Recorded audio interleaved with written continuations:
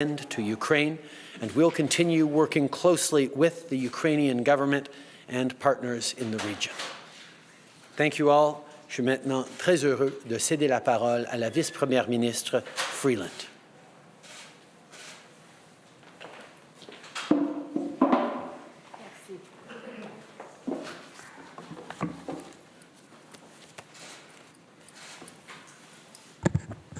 Merci, Monsieur le Premier ministre, et bon après-midi tout le monde. I'd like to start by saying that I am proud to be Ukrainian Canadian, and I'm proud of the contributions that our Ukrainian Canadian community has made to Canada for more than 130 years now.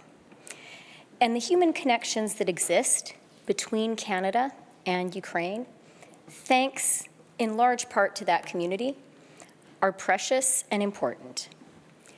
But I want to be very clear today that Canada's policy towards Ukraine in the current crisis is not guided by those human connections or the special relationship they have created. Il est essentiel pour le Canada, en janvier 2022, de soutenir l'Ukraine. Nous y avons un intérêt national clair et urgent. Il s'agit d'une lutte entre la démocratie et l'autoritarisme.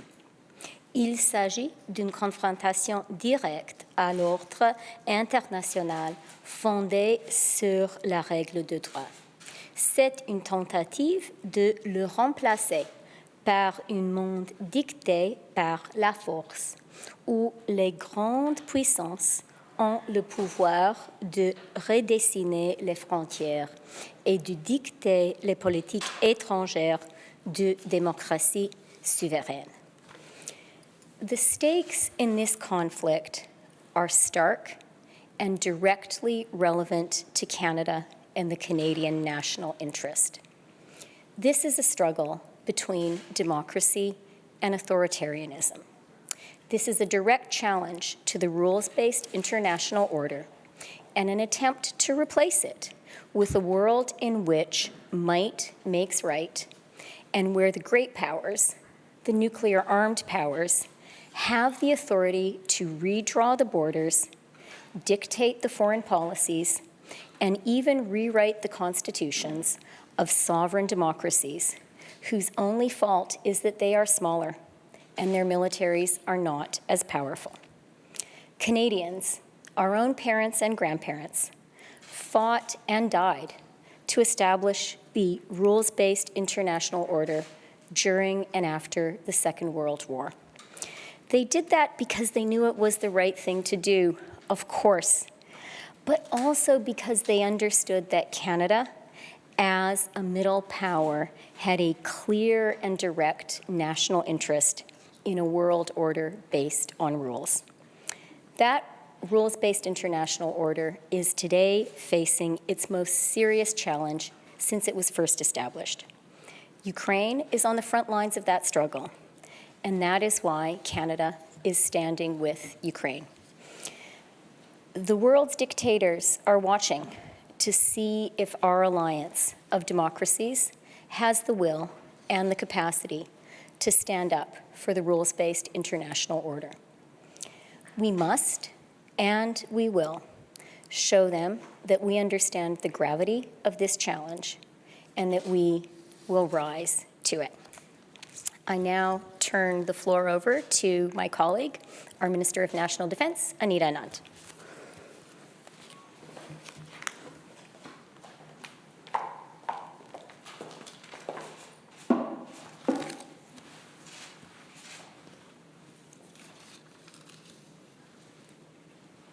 Bon après-midi tout le monde. Since 2015, approximately 200 members of the Canadian Armed Forces have been on the ground in Ukraine under Operation Unifier, training Ukrainian soldiers to the tune of over 30,000 soldiers, including 2,000 members of the Ukrainian National Guard. Today, we are pleased to announce the extension and expansion of Operation Unifier. With approximately $340 million, we will increase the capacity of our training mission in Ukraine, deploying up to 400 members of the Canadian Armed Forces, with up to 60 of those members being deployed in the coming days. Ça, c'est important. Ça, c'est historique. De plus, j'annonce aujourd'hui que le Centre de la sécurité de communication va améliorer sa collecte de renseignements, sa cybersécurité et ses cyberopérations. Ces mesures aideront l'Ukraine à renforcer sa sécurité et sa capacité à se défendre contre plusieurs menaces. These decisions are not ones that we or I take lightly. Indeed, as Minister of National Defence, nothing is more important to me than the safety and the security of our Canadian Armed Forces. We know that the security environment in Ukraine is evolving and is concerning. Ce qui concerne l'Ukraine, l'engagement du Canada envers la paix, la stabilité et la sécurité est constant. Our announcement today comes after a series of engagements with partners and allies, and with Ukraine, including with my counterpart, the Ukrainian Minister of Defense, Rezhnikov, with whom I spoke last week, yesterday, and indeed communicated with today. I look forward to meeting with him and visiting Ukraine and the Baltic states in the coming days. Je suis persuadée que ce soutien accru représente une contribution tangible pour l'Ukraine, ses militaires et son peuple en ces temps difficiles. Et je continuerai à travailler avec General Air, mes collègues et mes homologues pour faire en sorte que l'armée canadienne réponde aux besoins des forces ukrainiennes. Je voudrais remercier les forces armées canadiennes pour leur important travail. I would like to thank sincerely the Canadian Armed Forces for their ongoing work and commitment in this region. Maintenant, je vais passer la parole à ma collègue, la ministre Joly. Merci beaucoup.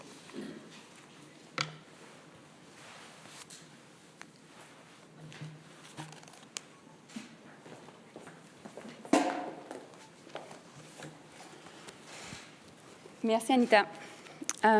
Bonjour tout le monde. Canada is resolute in our support for Ukraine's sovereignty, territorial integrity, and independence. I made sure to underscore this during my meetings last week with leaders in Kiev, in Paris, and also in Brussels. I had productive discussions with the leadership in Ukraine, of the EU, and of NATO. I also met with foreign ministers of France, Belgium, and I spoke recently to the US Secretary Blinken and Germany's Minister Baerbock. We're united and speaking with one voice in support of Ukraine and its people. And we're working in lockstep. Let me be clear, we are absolutely committed to a diplomatic solution. Diplomacy is the only viable path forward for Russia. Any further aggression will have serious consequences, including coordinated sanctions, and Canada is prepared. Soyons clairs, nous sommes déterminés à poursuivre la voie diplomatique. La solution diplomatique est la seule option pour la Russie. Si la Russie poursuit ses agressions envers l'Ukraine, il y aura des conséquences sévères, incluant des sanctions coordonnées avec nos alliés. Et donc, le Canada est prêt. Russia's actions are threatening the rules at the core of countries' sovereignty and territorial integrity.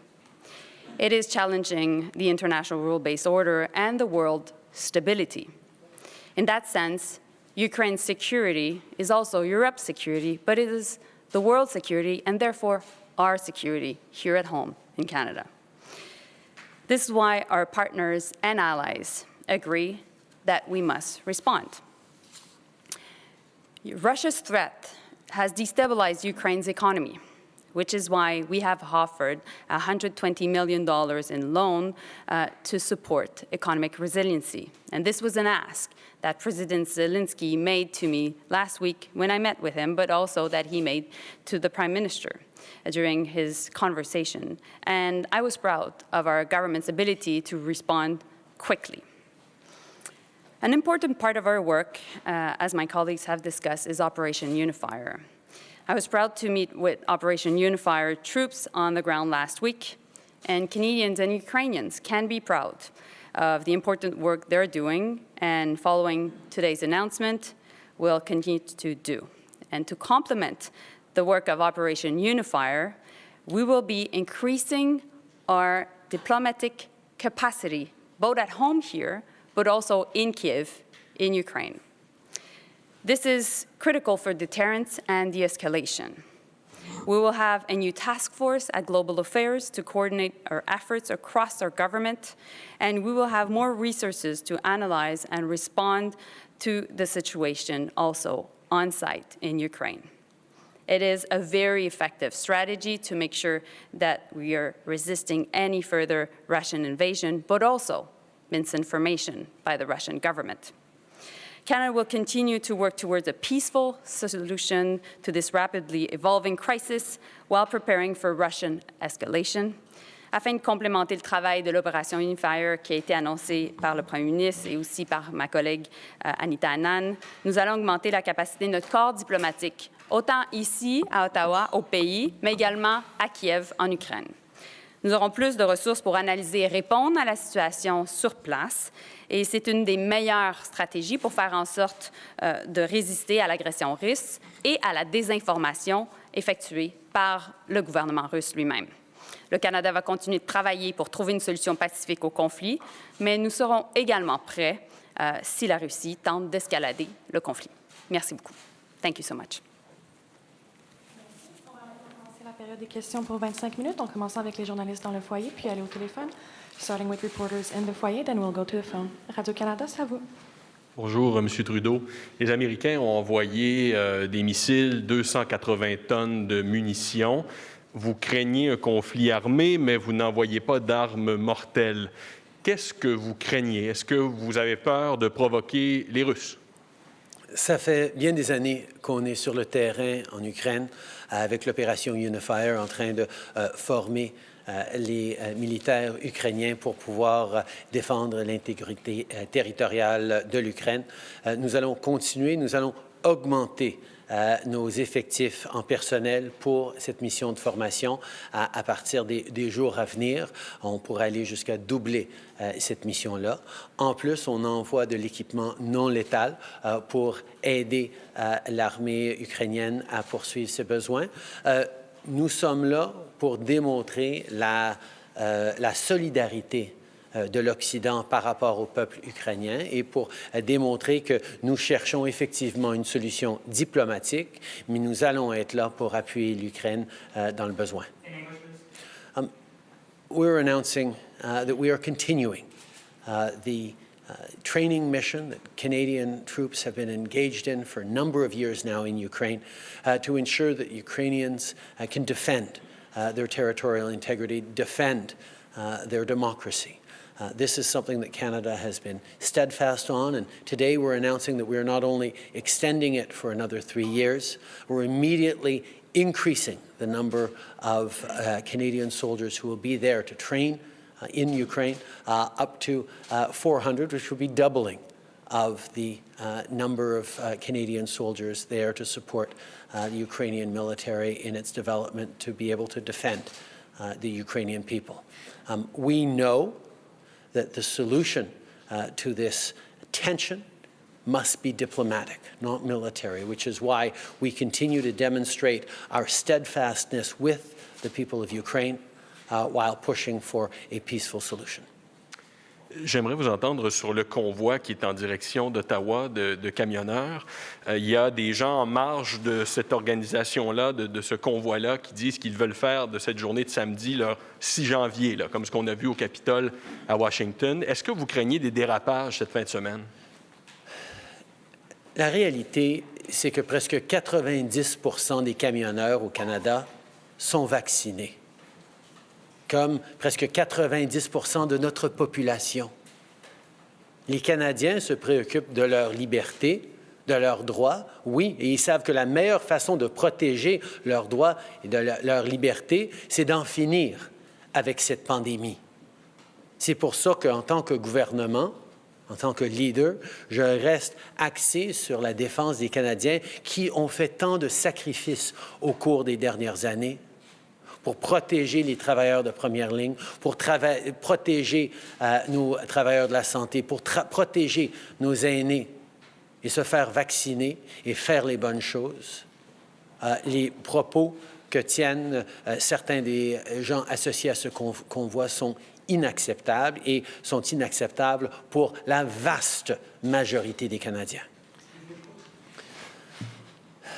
It's important to underline that close to 90% of truckers in this country are vaccinated, like close to 90% of Canadians. Over the past many months and years now, Canadians have stepped up to protect each other, to protect our frontline workers, to protect our elders, to protect our young people, to protect people like truckers who are putting food on our grocery store shelves. Canadians have stepped up to do the right thing to protect the freedoms and the rights of Canadians to get back to the things we love to do. We know the way through this pandemic is by getting everyone vaccinated. And the overwhelming majority, close to 90% of Canadians, have done exactly that. The small fringe minority of people who are on their way to Ottawa or who are holding unacceptable views that they're expressing do not represent the views of Canadians who have been there for each other, who know that following the science and stepping up to protect each other is the best way to continue to ensure our freedoms, our rights, our values as a country. Next question. Tom Perry, CBC. Can you describe what non-lethal equipment is going to include, and why limit it to that? Why not provide weapons to help the Ukrainians defend themselves? We have, over the past many years, been there to support the Ukrainian military with extremely effective training missions. We've trained close to 30,000 Ukrainian troops with Canadian knowledge and know-how in a way that is making them much more effective and able to continue to defend their homeland. This is something that Canada can and will continue to do. Indeed, we're increasing our support for Operation Unifier, leaving room to double it in the coming months, because we know that that is something that Canadians can do very well to concretely help Ukraine, on top of the $120 million in sovereign loan that we offered as of last week, on top of all the other helps. In terms of non-lethal military supports, things like body armor, optics and scopes, elements like that, but I'll turn to the Defence Minister to speak further to what the non-lethal aid actually looks like.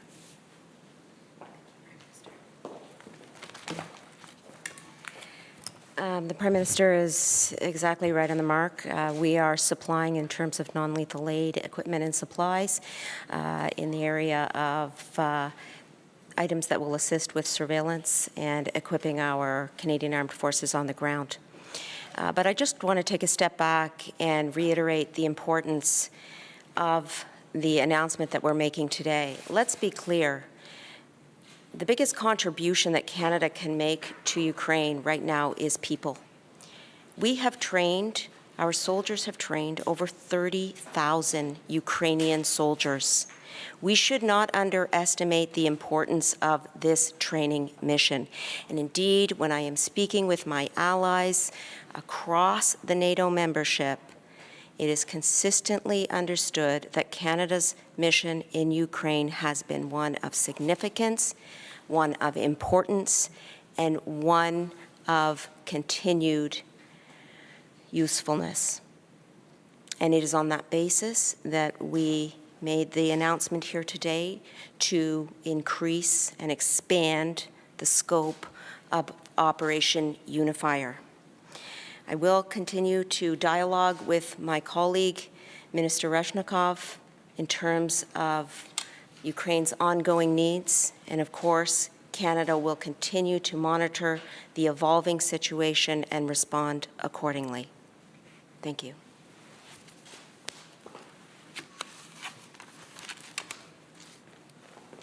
Just as a follow-up, Prime Minister, Minister Joly talked about possible sanctions, and I'm wondering what you're looking at. If you can give us any idea of what possible sanctions Russia could face.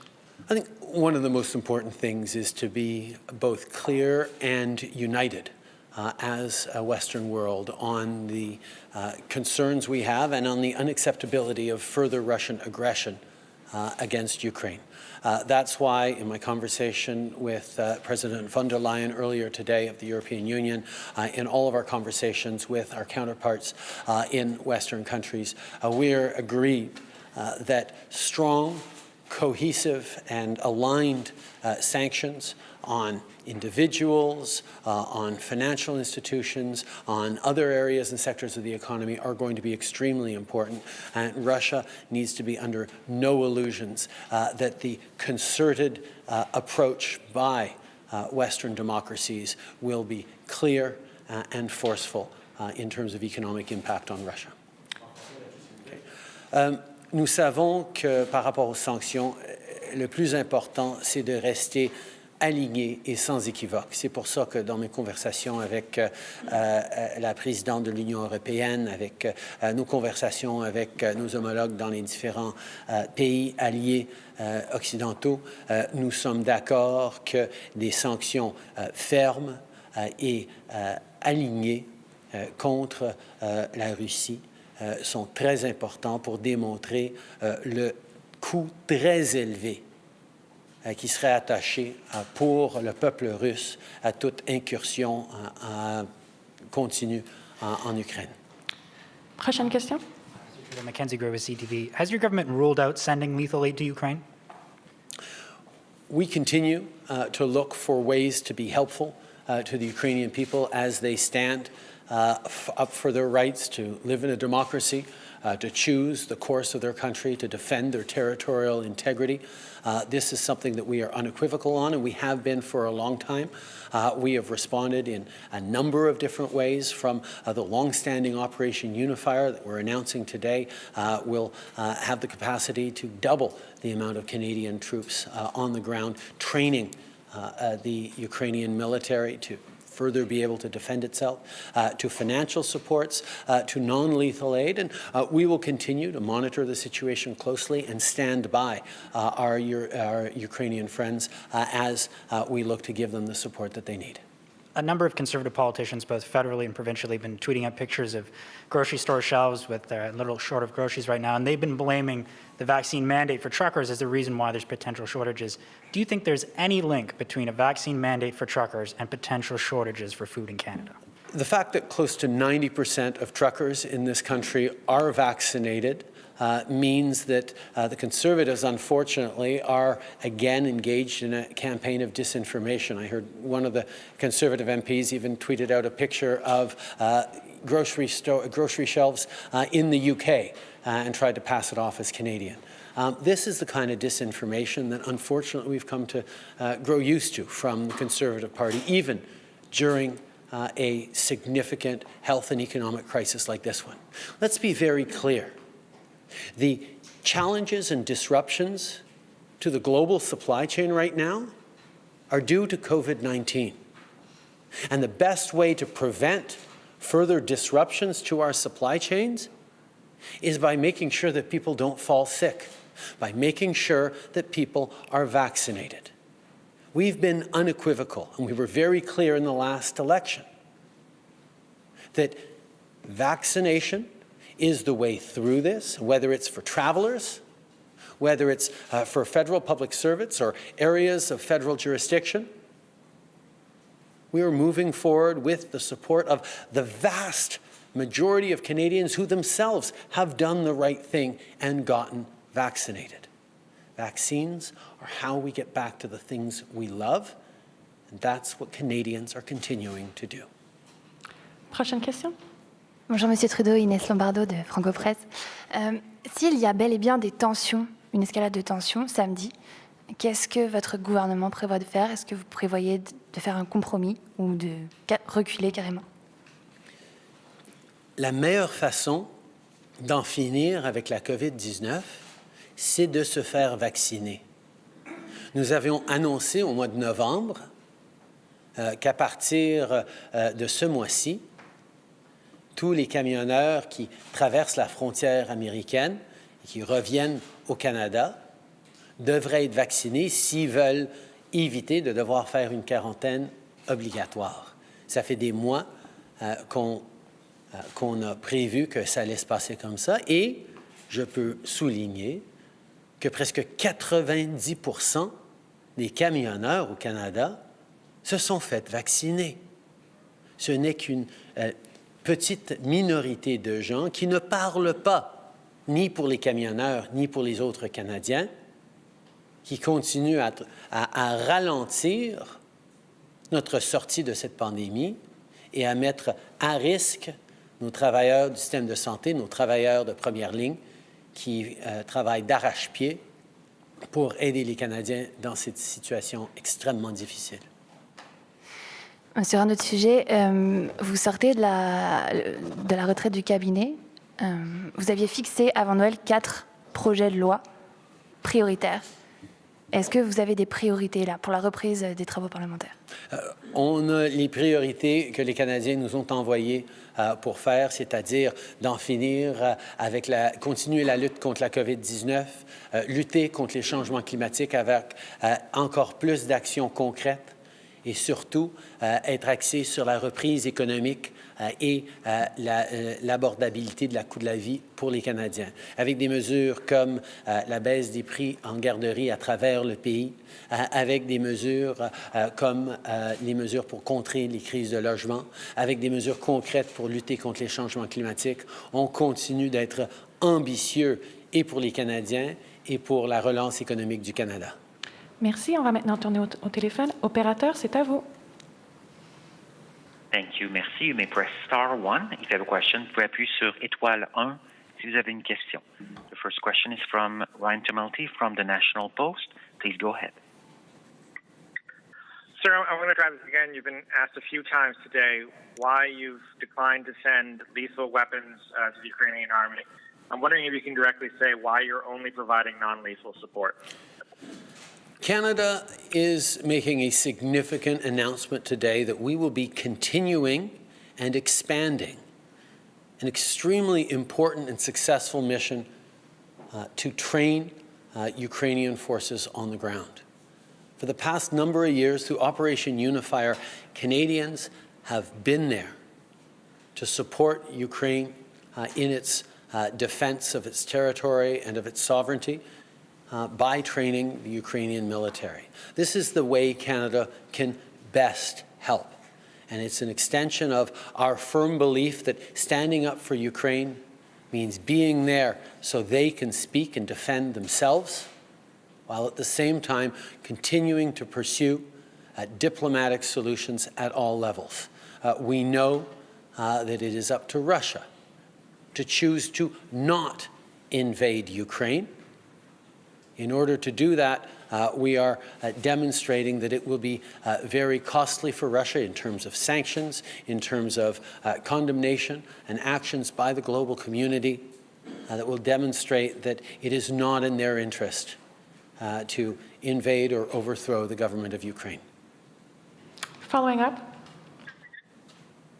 Yes, sir. Last month, General Eyre, the CDS, suggested that adding additional NATO troops could inflame the situation. Are you concerned about that? Have you talked with General Eyre about that issue?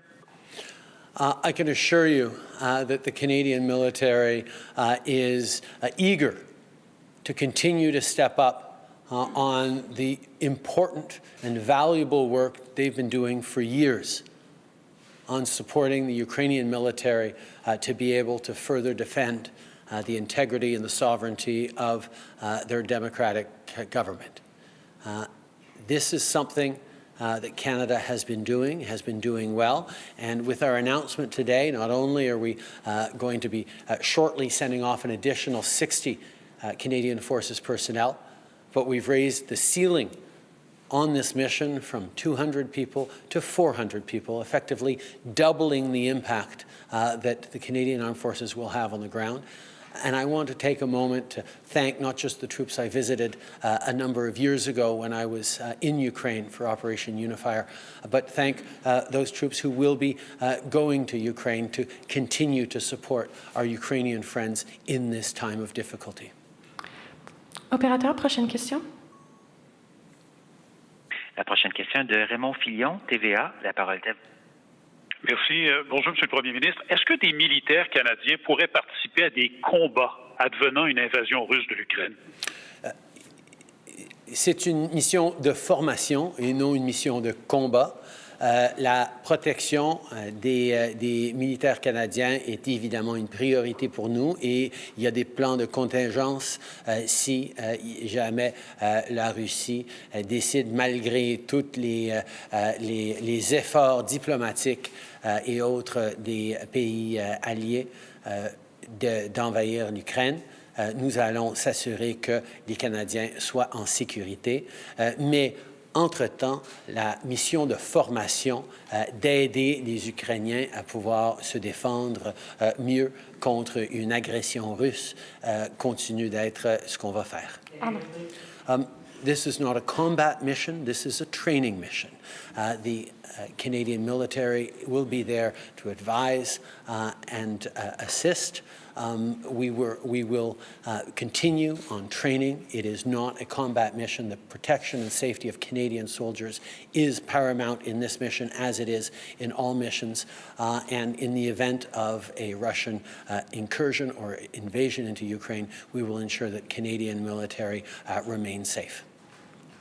En suivi. Mis à part l'opération Unifier, est-ce que vous excluez l'envoi de troupes canadiennes additionnelles dans la région de l'Ukraine ou dans l'Europe de l'Est? Il y a les Américains qui sont en train de planifier d'envoyer des milliers de troupes dans les pays de l'OTAN. Est-ce que le Canada pourrait participer à ça? Le Canada est déjà présent dans l'Europe de l'Est, pas seulement en Ukraine, mais aussi en Lettonie, où on a la commande d'un groupe de combat pour l'OTAN, accompagné d'autres militaires d'autres pays. Mais le Canada est là pour démontrer notre solidarité en tant qu'OTAN pour défendre nos valeurs et nos démocraties. Pour l'instant, l'opération qu'on annonce aujourd'hui, ce doublage potentiel de l'opération Unifier, c'est une grande annonce pour les forces armées canadiennes et c'est une grande aide que le Canada offre à l'Ukraine dans des moments de difficulté. Thank you. Operator, next question. The next question is from Tonda McCharles from the Toronto Star. Please go ahead.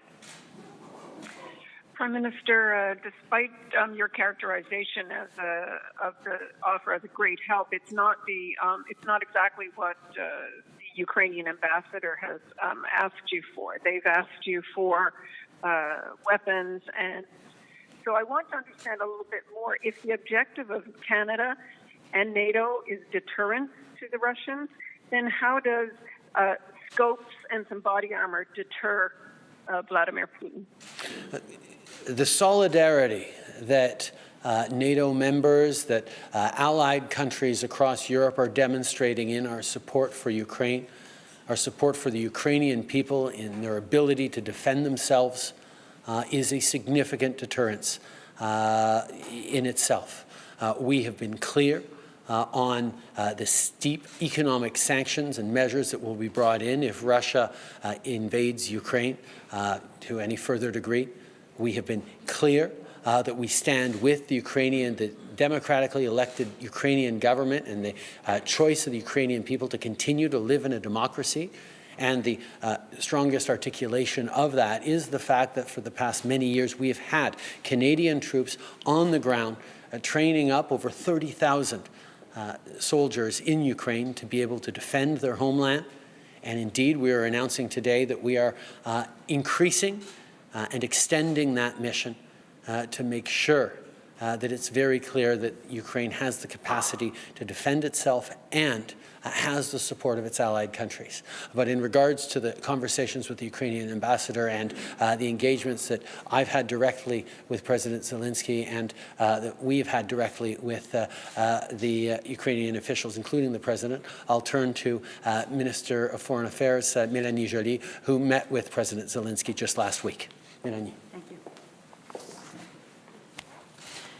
Merci. Thank you. Tonda, to your question, first and foremost, when I met President Zelensky last week, the most important ask from him, actually the single one, was for Canada to provide a sovereign loan, which we were able to offer within 3 days at an amount of $120 million.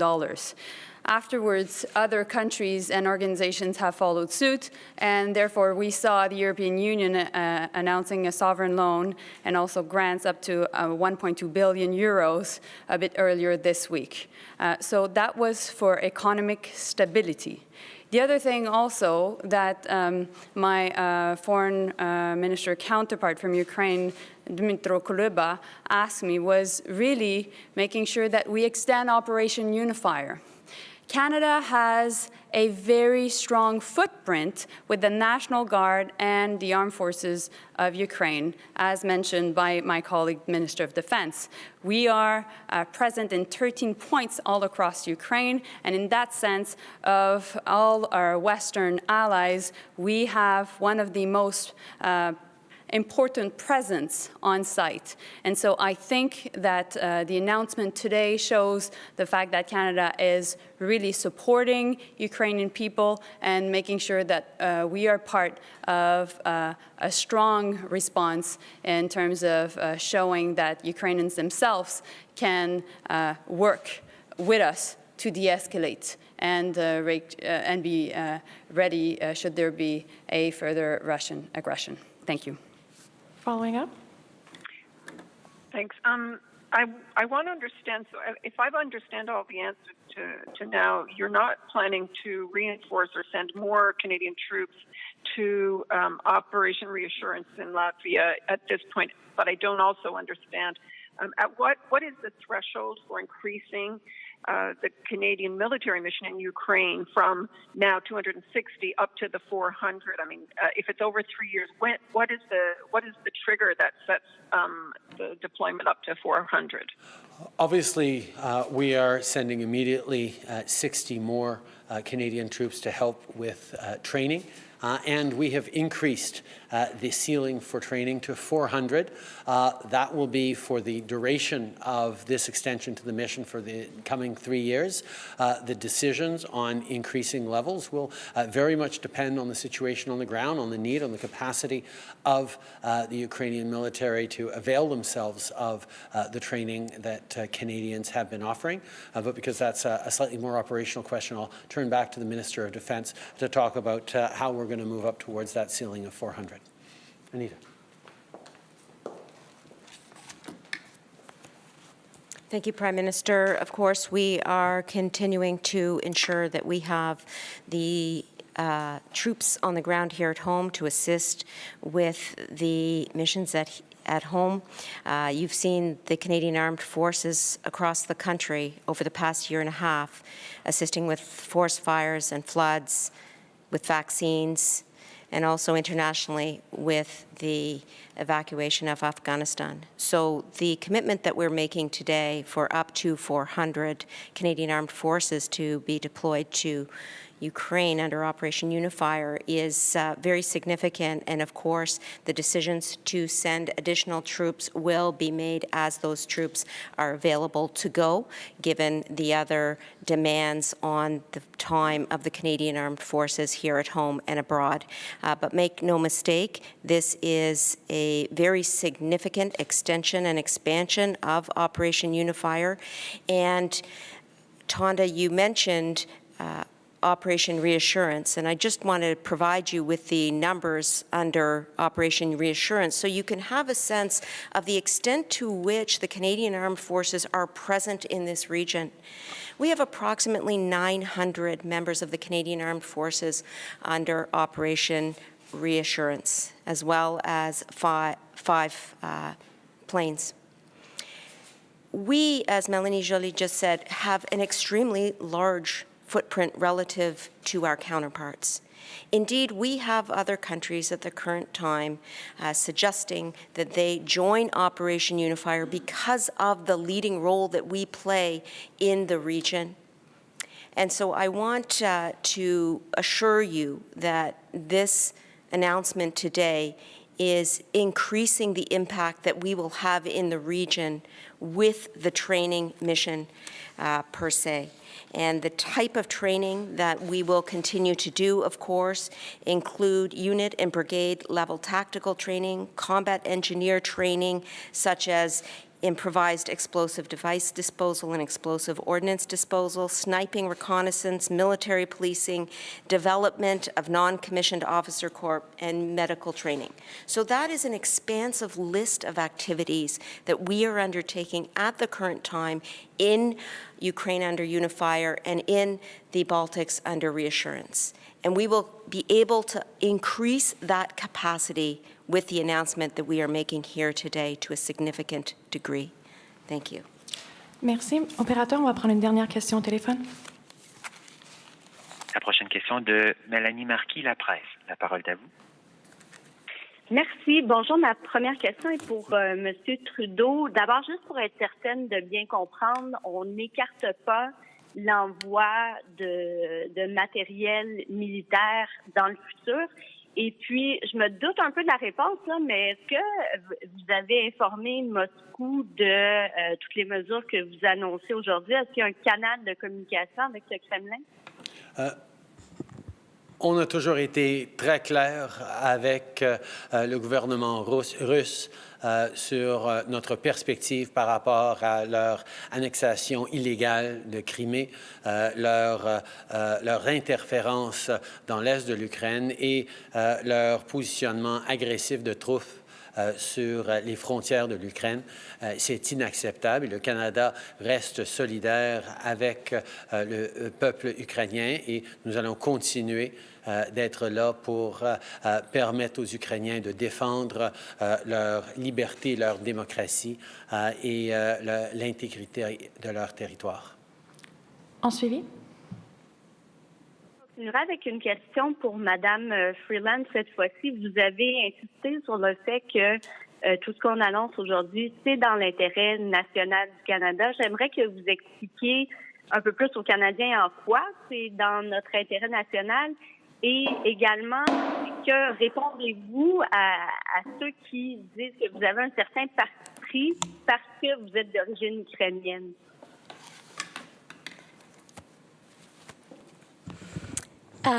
Merci pour la question. Et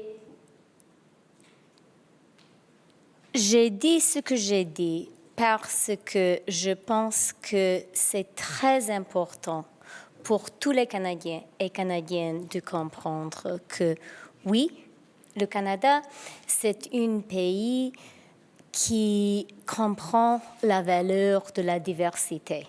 C'est un pays qui comprend la valeur du multiculturalisme et toutes nos communautés d'origine d'autre part font une partie importante de la société canadienne, de le discours politique canadien.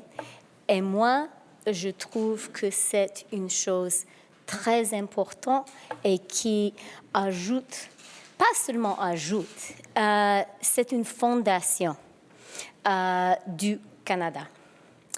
Mais c'est très important de distinguer entre l'importance, la fierté que j'ai en tant que Canadienne d'origine ukrainienne et des principes qui guident notre politique à l'étranger. Et c'est pour cette raison que c'est très important de souligner. Maintenant, on parle d'un conflit entre la démocratie et l'autoritarisme. On parle de l'importance de l'ordre international fondé sur les règles. On parle du droit d'un pays souverain de contrôler ses frontières et de contrôler sa politique étrangère. Et je pense que pour nous, les Canadiens, les citoyens d'un pays, oui, nous sommes fiers du Canada, nous sommes le 10e économie du monde, mais nous ne sommes pas une des grandes puissances du monde. Alors pour nous, nous avons un intérêt national direct et clair en ce qui concerne cet enjeu. Et vous avez parlé de question des origines ethniques des politiciens, des leaders canadiens. Et est-ce que nous, les Canadiens qui ont une origine qui n'est pas seulement peut-être de l'Angleterre ou de la France, peut-être autochtone dans nos racines, est-ce que nous avons un droit d'avoir une voix dans la politique étrangère du Canada? Et je dois dire, ni ma mère ni mon père n'étaient pas nés au Canada. Mon père était né en Angleterre. Il était né à Dorchester pendant la Deuxième Guerre mondiale parce que mon grand-père était un des Canadiens qui a lutté dans la Deuxième Guerre mondiale. Il fait partie du RAF parce qu'il a joint la guerre au début de la guerre. Et je dois dire, personne n'a pas me demandé si ces racines que j'ai en Angleterre, ma grand-mère est écossaise, personne ne m'a demandé si ces racines influencent les positions que je prends.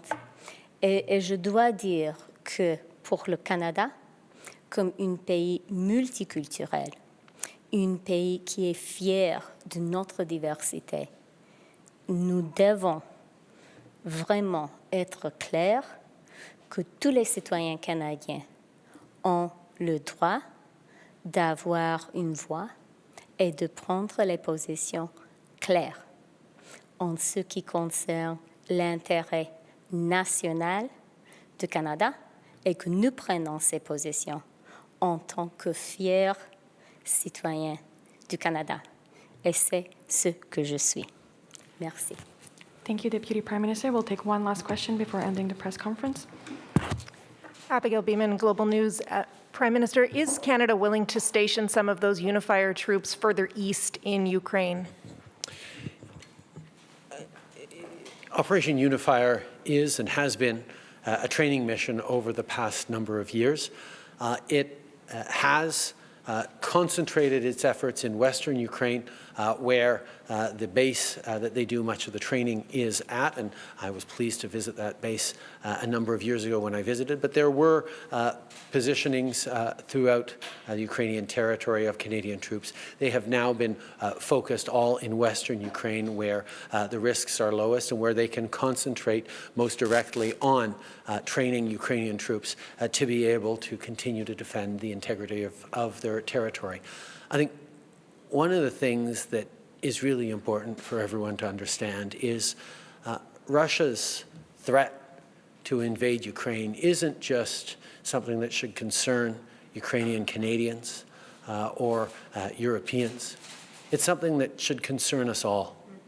The threat to invade a sovereign democracy of people who've chosen a path and elected a government to make progress and standing up for rights and freedoms and economic opportunity, to see an autocratic country like Russia choose to use its military might and its heft to bully and threaten an independent democracy, to bow to its will, to be constrained in its path forward, is a threat not just to Ukrainians, but is a threat to all of us who believe in the rights of citizens to elect their governments and pick the direction for their country. We are seeing around the world right now a backsliding of democracy, an attack on democratic principles through many different forms. But the direct threat of a Russian invasion to take control of Ukraine, to take away the choice of the Ukrainian people to choose their future, is something that concerns not just Ukraine, not just Eastern Europe, but all of us who cherish democracy. Merci de vous être rejoint à nous. C'est ce qui m'a fait à la conférence de presse d'aujourd'hui. Merci tout le monde.